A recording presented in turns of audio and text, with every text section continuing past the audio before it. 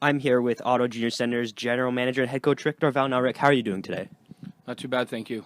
Now, you had a very good season with the Junior Senators. They finished third in the CCHL with 81 points, a 39-20 and 3 record.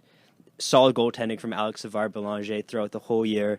You had some great offensive firepower from the likes of Collins, Dupont, Boudreau, and if you have someone like Eric Klitzum on the fourth line at some points, you know you have a really deep team. Now, how important were the veterans like Klitzum and Yannick Crete and Luc Deschamps for the season, especially with like Ryan Collins and Dupont haven't had that much experience in the CCHL? I mean, depth is key. I mean, that's what usually makes a difference in hockey teams. And, I mean, we're lucky that, like you said, any night, any of my lines could be a fourth line. I mean, to say that Eric was our fourth line, never. I mean, Eric is probably one of our best players on this hockey club. Plays at both ends of the rink. I mean, we use him in key situation. And the fact that we can do that with almost anybody in our hockey club is, I mean, what got us to where we are now, and hopefully it will continue in the playoffs. Now, speaking of the playoffs, you have a 1-0 series lead right now in Cornwall. Absolutely dominated them in the first game, 7-2. Now, that's obviously not a score that you can expect in the playoffs, but did it come as a surprise to you? You do have the offensive firepower, but especially in the playoffs, is that something you expected in the first game?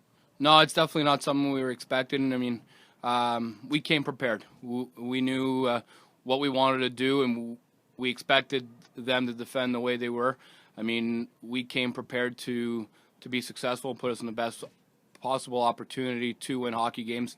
But yeah, we came out far, and hopefully we didn't score all our goals in one game. So hopefully we left some for the rest of the series here. And did it throw anybody in your organization off at all having the game postponed? You know what? It actually helped us. I mean, our Joe Schechter and Ryan Collins were both very sick with the flu, so that extra day allowed them to recover and be healthy for game one. So we're happy it actually happened.